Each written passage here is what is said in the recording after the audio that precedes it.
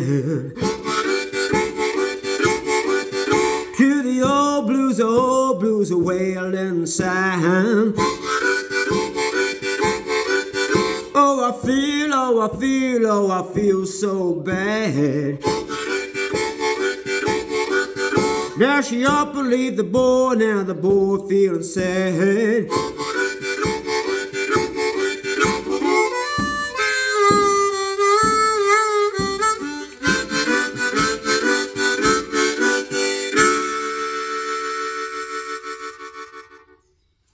How you going, brothers? And the occasional sister joining us today here in my beautiful shed. There's an old Tibetan saying that goes that man is prepared to fight and die for the cause, but he's not prepared to give up the cause of his suffering. It could be somebody that you're really in love with and you just can't let go and it's causing you pain, but you just can't let that person go.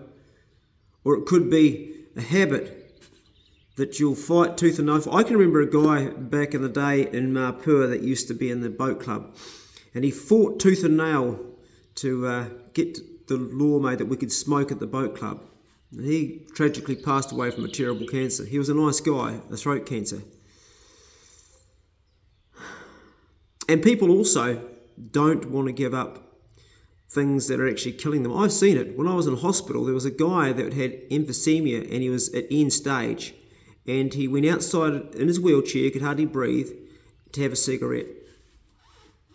And it's the same with food. So I had to make a choice a year and a half ago to give up the food that I love the most, the food that actually was killing me because I had I had a coronary artery disease that I had to stop. And I didn't want to do that. And in my journey and on my journey, I came across, well, I knew some of them and others came to me through the medical system, but I came across 7 men. Some of them you guys know. Some of you will remember Ross Johnston, the knife maker. And tragically, all of those men, all were not prepared to give up the cause of their disease, which was ultimately their suffering.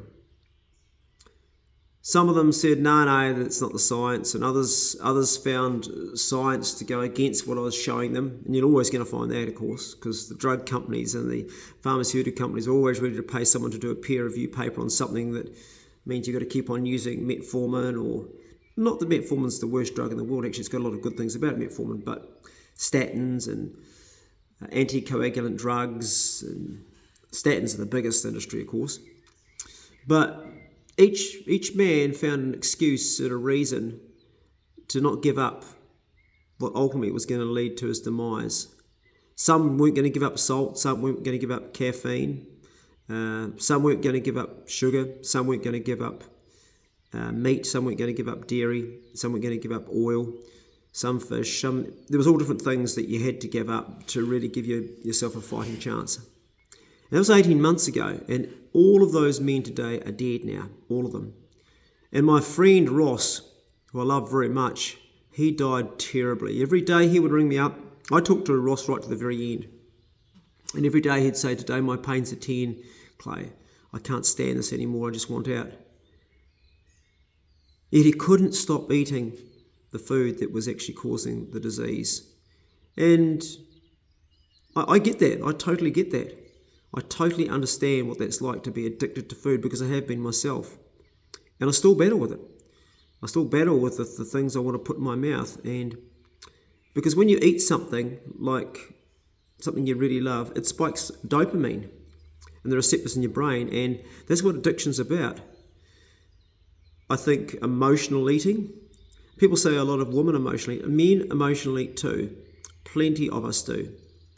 If your BMI is not where it should be, which is around 20, if your BMI is over 20, if you're say 22, 23, 24, you might be someone who's a big person with a lot of muscle and you're still in good shape. So an all black could have quite a high BMI and still be in good shape. But if you're someone who's got a BMI that's that high and you're not an all black, then of course you're heading towards some form of a disease process. You've got visceral fat, which is around your internal organs, and that's what I used to have. Believe it or not, as skinny as I am today. I'm probably actually more now my proper weight. People go, God, you're skinny. Well, that's because of going through a few battles, but also it's because I'm not eating that shit Western diet that I used to scoff all the time to get that dopamine hit. All the sweet stuff, everything, high fat, and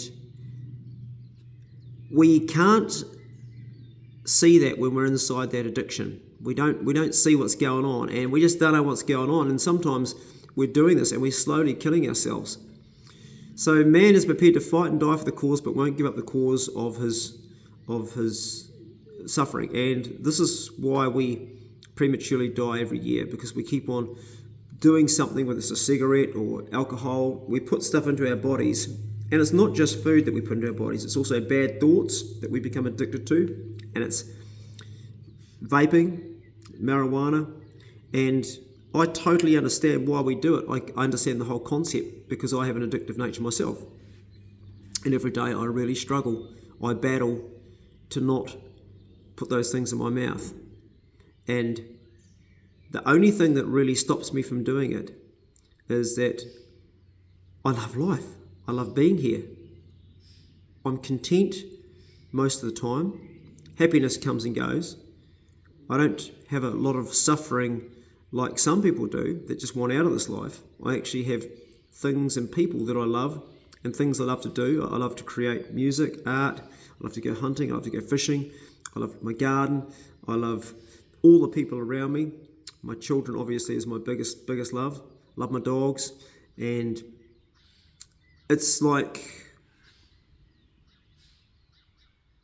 why would I want to get out of this life by killing myself with this thing that I keep on getting caught, I want to keep putting in my mouth? I'm not going to fucking do it. And as I've talked in lots of other Bro Check Club videos, you really have to install upon yourself absolute self-discipline to make that work. Otherwise, you're always going to be a bitch, a slave to that thing that you're addicted to, and it's going to fuck you up. It's going to make your life shit. It's going to either give you a disease process, or it's going to slow you down so you can't walk around. I mean, if you're a man who's my age, I'm a year off 60. At 60 years of age, you should be able to still at least run 5k. You should be able to do that. That's not a big run. At our age, you should still be able to swim a kilometre or bike 30 kilometres. Would be pretty accepted to if you're in good shape. But so many men can't, and it's accepted norm. And what they've done is they've let the old man come in.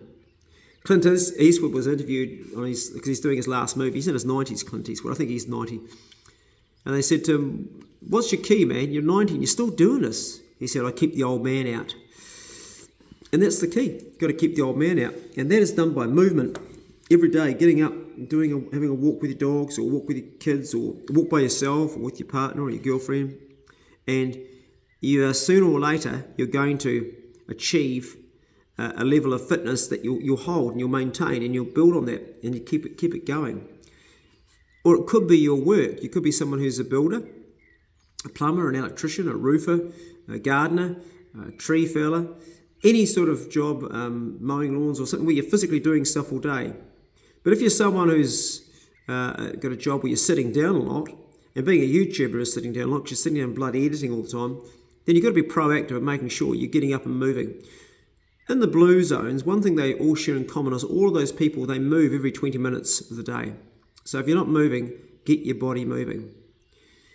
Giving up the things that are causing you the suffering, which is going on all the time, and that's part of a human condition, is so easy to talk about while I'm sitting here in a chair in my new shed, as if it's just, you can just give it up. But it's not easy. It's fucking hard. It's really hard.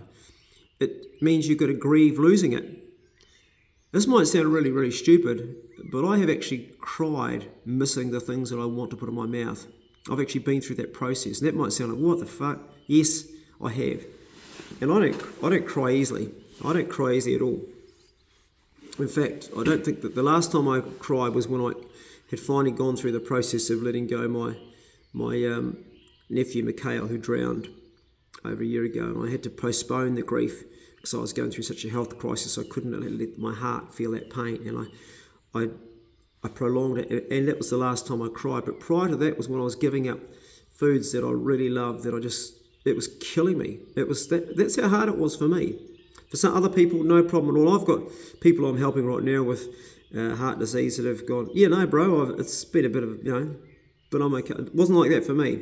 You wouldn't know anybody who loved to go out and stick a pig and take it home and hang it up, and I'd be drooling looking at the fat on it, thinking, oh, this is going to taste good, and take those back straps off and throw them in the pan. I just, unbeknown to me, the damage it was doing to my endothelial, where my arteries were so blocked up, 90% my left anterior descending artery, 90% occluded.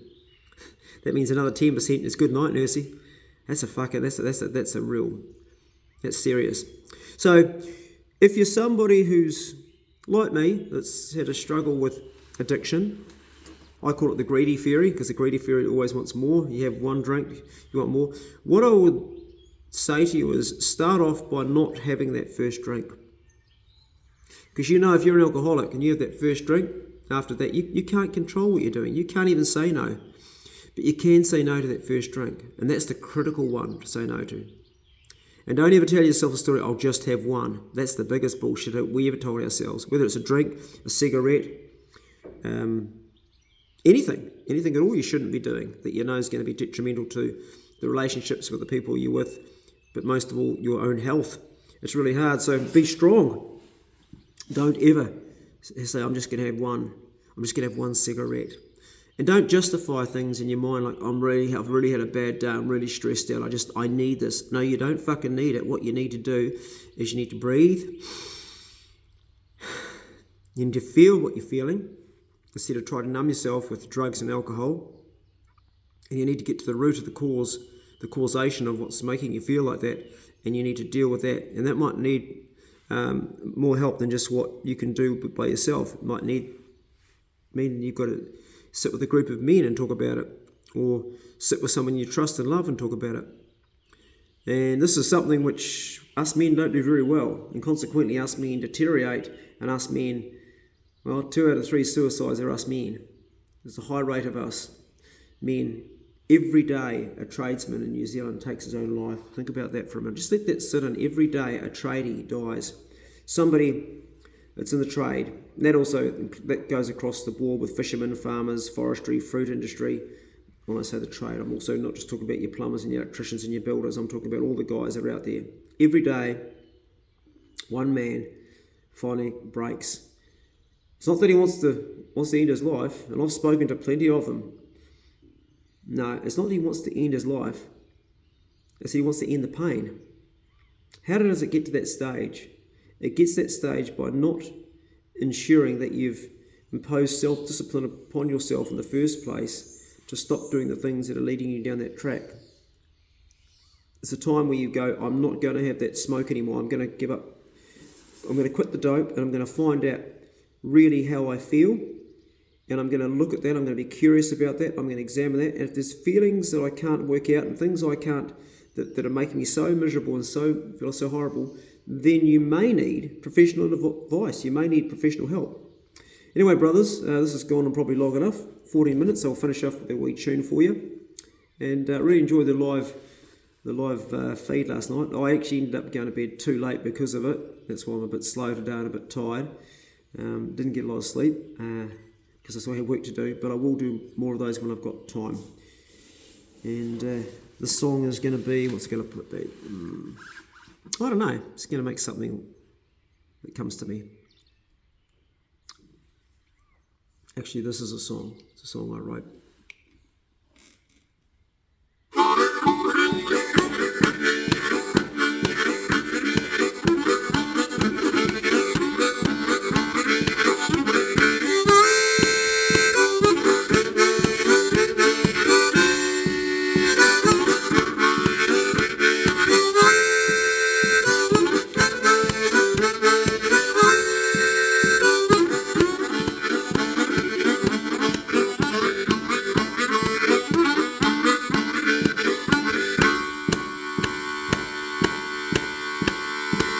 Dog and knife, dog and knife. I haven't got time for a white-collar life.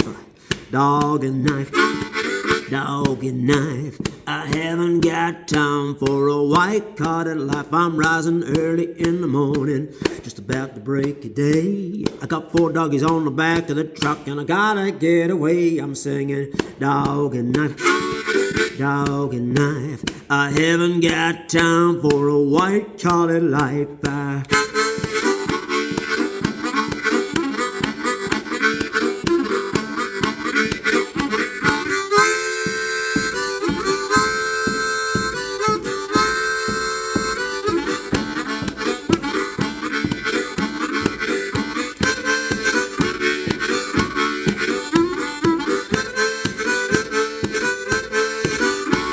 Got a crapped out cruiser and a worn out back, from shorting them piggies up and down a mountain track. Got a call and time and I'm ready to unwind. Sometimes I have to leave that life behind. I'm singing dog and knife, dog and knife. I haven't got time for a white-collar life.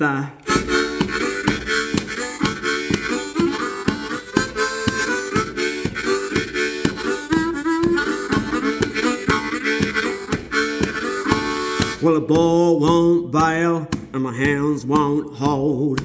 Life can be hard, so I have been told. I'm singing dog and knife, dog and knife. I haven't got time for a white-collar life.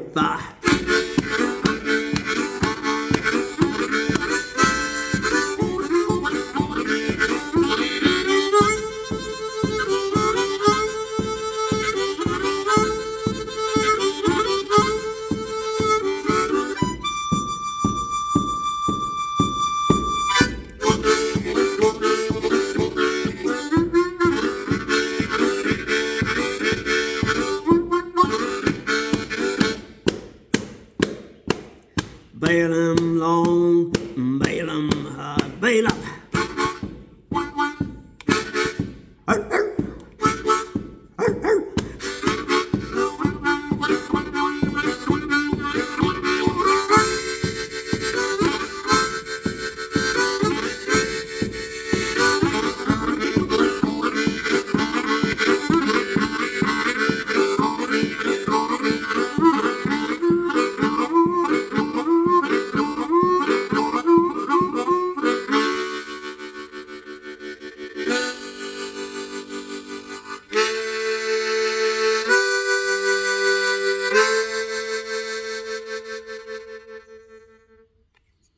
There we go.